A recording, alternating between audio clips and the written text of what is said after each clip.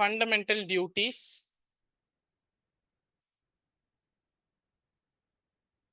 So fundamental duties அப்படிங்கிறது உங்களோட அடிப்படை கடமை. எஸ், என்னது அப்படின்னா என்ன?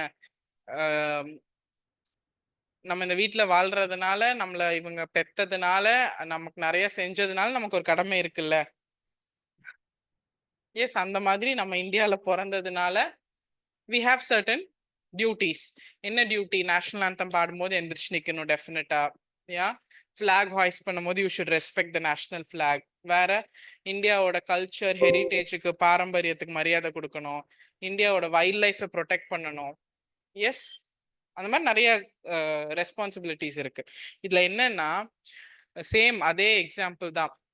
நீங்க உங்க அப்பா உங்களுக்கு சொத்து தரலைன்னா கேஸ் போடுவீங்க. ஆனா நீங்க உங்க அப்பா பாத்துக்கலன்னா உங்க அப்பா பொழைச்சுப்போன்னு விட்டுருவாரு. கரெக்டா? So fundamental duties R not enforceable. அது வந்து கோர்ட்டுக்கு போக மாட்டாங்க, அதை ஜஸ்டிஃபை பண்ண முடியாது. அது நீங்க பண்ணல அப்படிங்கறக்காக ஒருத்தர் வந்து உங்களை கோர்ட்ல போய் கம்ப்ளைண்ட் பண்ண மாட்டாங்க. ஆனா ஃபண்டமெண்டல் டியூட்டிஸ் பேஸ் பண்ணி சட்டம் கொண்டு வந்துடுறாங்க. ஒன்னு புரிஞ்சுக்கோங்க, சிம்பிளா எக்ஸ்பிளைன் பண்றேன்.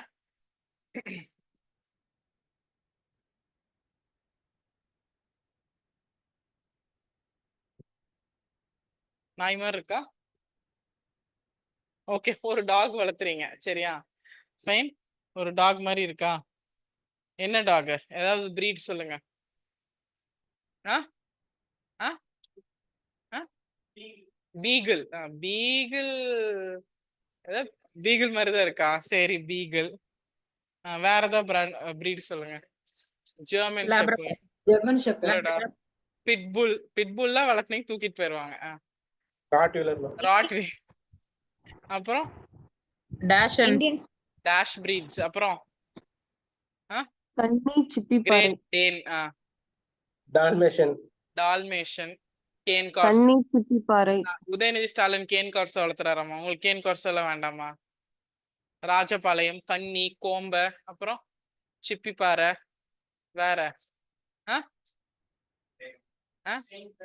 Saint Bernard. ஓகே.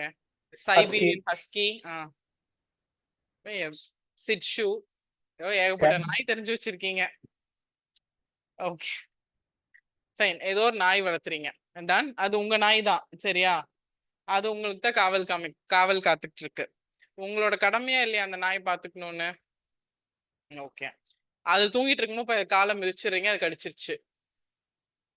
தெரியாம அது காலை வந்து மிதிச்சிட்டீங்க, அது டப்புன்னு பிடிச்சிருச்சு. அதுக்கும் தெரியாது, ஓனர்னு தெரியாது, அது வலிச்சுது, கடிச்சிருச்சு. ஓகே. அப்போ நீங்க ஐயோ எனக்கு இந்த நாயை வேண்டாம்னு துரத்தி விட்டுறீங்க. பண்ணுவீங்களா மாட்டீங்களா? எனக்கு கடிச்ச நாய் தானே அப்படின்னு பண்ணுவாங்க, நிறைய பேர் பண்றாங்க. அப்ப துரத்தி விட்டுருவாங்க. அது வரைக்கும் ப்ராப்ளமே இல்லை. அப்ப என்னன்னா, fundamental duty of your owner to take care of the dog. Yes, okay. But அந்த நாயை கழட்டி விட்டுட்டீங்க, அது ரோட்ல சுத்திட்டு இருக்கு. அப்ப யாரும் உங்களை எதுவும் சொல்ல மாட்டாங்க. நீங்க பண்ணா ஏன் அந்த நாய்க்கு சோறு போடல, இன்னைக்கு நேத்து வரைக்கும் போட்டுட்டு இருந்தீங்க, இன்னைக்கு உங்களுக்கு கடிச்சனால போடலன்னு யாராவது வந்து கேட்பாங்களா?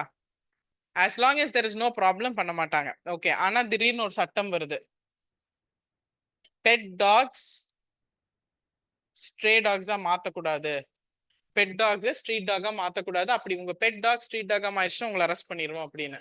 அப்ப உங்க அடிப்படை கடமையை நீங்க சரியா செய்யறதுக்கு சட்டம் வந்து அப்ப நீங்க செய்யலைன்னா உங்களை அரெஸ்ட் பண்ணிடுவாங்களா? புரிஞ்சிருச்சா? அவ்வளவுதான் இந்தியா. நேஷனல் ஆந்தம் ரெஸ்பெக்ட் பண்ணும், பிளாக் ரெஸ்பெக்ட் பண்ணும், வைல்ட் லைஃப் ரெஸ்பெக்ட் பண்ணும், அது எல்லாமே கடமை, நாட் என்ஃபோர்ஸபிள். கடமையை நீங்க செய்யலைன்னா கோர்ட்டுக்கு போக முடியாது. அந்த கடமையை கரெக்டா செய்யணுங்கிறதுக்காக சட்டம் நிறைவேற்றிட்டு அந்த அப்ப நீங்க செய்யாத போது அந்த சட்டத்தின்படி உங்களை அரெஸ்ட் பண்ணிடுவாங்க. ஒரு சிம்பிள் ஃபண்டமெண்டல் டியூட்டி இருக்கு, புதுசா ஆட் பண்ண ஃபண்டமெண்டல் டியூட்டி ஆர்டிகல் 51A கே 86 கான்ஸ்டிடியூஷன் அமெண்ட்மெண்ட் ஆக்ட் 2002 படி ஆட் பண்ணிருக்காங்க. இட்ஸ் த அடிப்படை கடமை. It is the fundamental duty of every parent guardian to provide elementary education from 6 years to 14 years compulsory. என் பையனுக்கு 6 வயசு ஆச்சு, என்னோட கடமை நான் வந்து ஸ்கூலுக்கு அனுப்பணும் அப்படிங்கிறது. ஓகே. அப்போ அந்த கடமை தானே பண்ணணும். நான் பண்ணாம விட்டா அப்படின்னு என்னை விட்டா விட்டுருவாங்களா? சைல்ட் லேபர் ஆக்ட் இருக்கு, ரைட் டு எஜுகேஷன் ஆக்ட் இருக்கு. அப்ப அந்த ஆக்ட் கீழே என்ன நான் பண்ணலைன்னா என் மேல கேஸ் ஃபைல் பண்ணலாம். புரிஞ்சிருச்சுங்களா? ஆஸ் அண்ட் வென் அது கடமையா இருக்க வரைக்கும் நாட் என்ஃபோர்ஸபிள். கடமை கீழே வெர்மா கமிட்டின்னு ஒண்ணு போட்டு சில கண்டிஷன்ஸ் பேஸ் பண்ணி ஆக்ட் கொண்டு வந்துட்டாங்க. வைல்ட் லைஃபை காப்பாற்றணும், வன விலங்குகளை பாதுகாக்கணும், காப்பாற்றணுங்கிறது உங்களோட கடமை. எஸ், நீங்க ரோட்ல ஒரு பீகாக் பாத்தீங்களோ, ஒரு எலிஃபென்ட் பாத்தீங்களோ, அதை நீங்க ஹர்ட் பண்ணக்கூடாது, ஹார்ம் பண்ணக்கூடாது, காப்பாத்தணும். ஓகே, ஆனா இப்ப சட்டம் இருக்கு, வைல்ட் லைஃப் ப்ரொடெக்ஷன் ஆக்ட் 1972. அது கீழே நீங்க ஒரு மானை புடிச்சு மான் கறி சாப்பிட்டீங்கன்னா கோர்ட்ல போட்டுருவாங்க. புரிஞ்சிருச்சா? கடமையா இருக்க வரைக்கும் பிரச்சனை இல்லை, நாட் என்ஃபோர்ஸபிள். பட் கடமையை ஃபோர்ஸ் கொண்டு வரக்காக தான் வர்மா கமிட்டி சட்டம் ஏத்துது. அப்படி சட்டத்தின் கீழ் நீங்க பண்ணலைன்னா you'll be subjected to judgments. புரிஞ்சிருச்சா ஃபண்டமெண்டல் டியூட்டினா என்னன்னு? ஓகே. ஸோ அப்பாவை இப்ப பாத்துக்கணும், அம்மாவை இப்ப பாத்துக்கணுங்கிறது கடமை.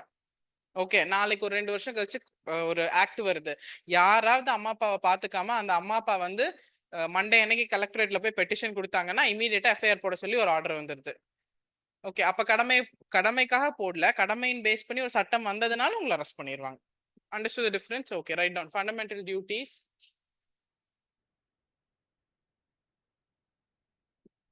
Fundamental duties not part of the constitution. அரசியலமைப்பு எழுதும் போது அது எழுதப்படல. Added during 1976, 1975 to 77 emergency period. Indira Gandhi madam prime மினிஸ்டரா இருக்கும் போது நாடு எமர்ஜென்சில இருந்துச்சு.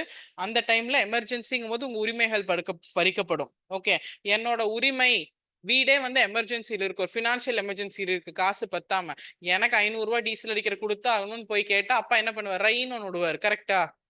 எமர்ஜென்சி சுச்சுவேஷன்ல your rights cannot be asked, உங்க உரிமை நீங்க கேட்க முடியாது.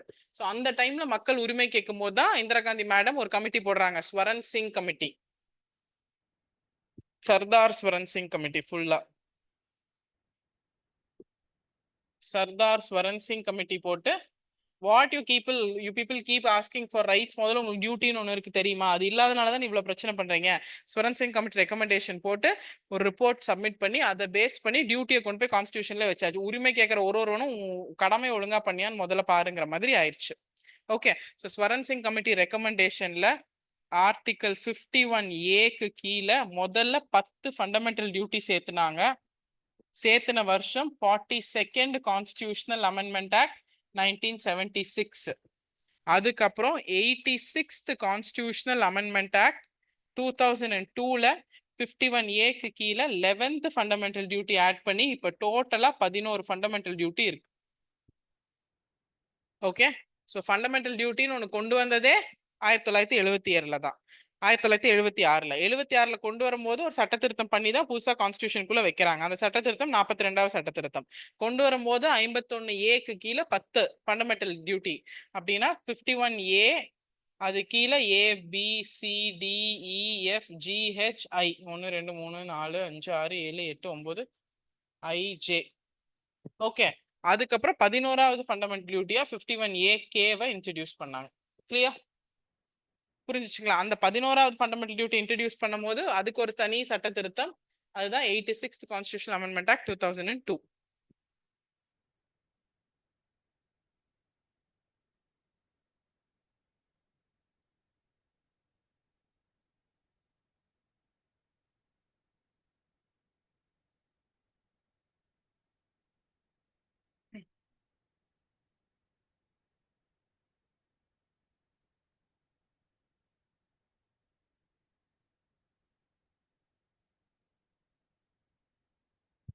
Clear? Next, fundamental duties are applicable to only citizens of India. Next எழுதுங்க, fundamental duty applicable to only citizen of India. உன் கடமையை செய்யணும் வெளியில இருந்து வந்தவன சொல்லவே முடியாது. Fundamental duties are applicable to only citizens of India. Okay, next, are not legally enforceable. சட்ட ரீதியா அணுக முடியாது, நாட் லீகலி என்ஃபோர்ஸபிள். அது செயல் பண்ணலைன்னா கோர்ட்டுக்கு போக முடியாது, not legally enforceable.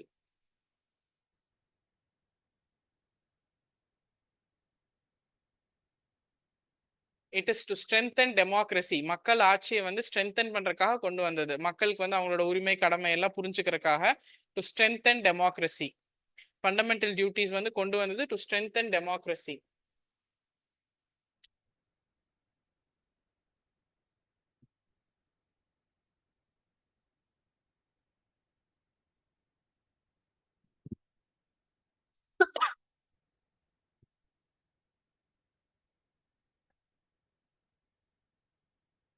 to give legal effect to fundamental duties. Legal effect கொடுக்கறதுக்காக fundamental dutiesக்கு Verma committee was put up.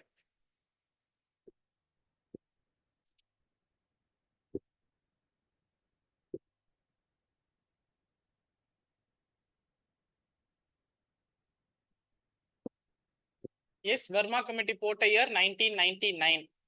Fundamental டியூட்டிஸை இன்னும் ஸ்ட்ராங் ஆக்குறதுக்கு, அடிப்படை கடமைகளோட மகத்துவத்தை கொண்டு போய் மக்கள்கிட்ட சேர்த்துறதுக்கு, அது ரீதியான சட்டங்கள் நிறைவேற்ற வர்மா கமிட்டி போடப்பட்ட வருஷம் 1999.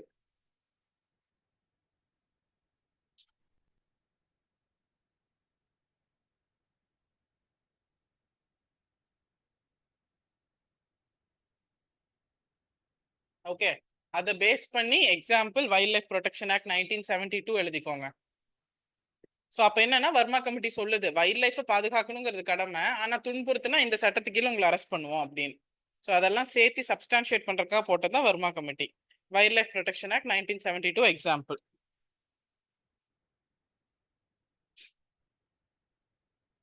கிளியர்? ஸோ இதோட சேர்ந்து fundamental duties 11 fundamental duties PDF வரும். அந்த 11 ஃபண்டமெண்டல் டியூட்டிஸும் படிச்சா முடிஞ்சிருச்சு fundamental duties. Okay, so union, state and territory, citizenship and fundamental duties அந்த பிடிஎஃபோட சேர்த்து please learn. So with this we'll finish. Second சப்டிவிஷன்ல ஃபண்டமெண்டல் ரைட்ஸும் டிபிஎஸ்பியும் இருக்கு. ஓகே, அது ப்ராபப்ளி அடுத்த கிளாஸ்ல we will take it forward. Fundamental duties பொறுத்த வரைக்கும் அந்த 11 ஃபண்டமெண்டல் டியூட்டி ஒரு தடவை பார்த்துக்கிட்டு, அந்த 11 ஃபண்டமெண்டல் டியூட்டியில இருக்க கீவேர்ட்ஸ் முக்கியம். நேஷனல் ஃபிளாகுக்கு நேஷனல் ஆந்தம் அதை மட்டும் பார்த்துக்கிட்டு, ஸ்வரன் சிங் கமிட்டி கொண்டு வந்த வருஷம் எத்தனை ஃபண்டமெண்டல் டியூட்டி, இந்த 11வது ஃபண்டமெண்டல் டியூட்டி எப்படி ஆட் பண்ணாங்க, இது மட்டும் ஞாபகம் வச்சுட்டா போதும், வேற எந்த கொஸ்டினும் எக்ஸ்பெக்ட் பண்ண முடியாது. Clear? Yes, will stop here. வேற ஏதாவது டவுட்ஸ் இருந்தால் ஐ வில் அட்ரஸ்.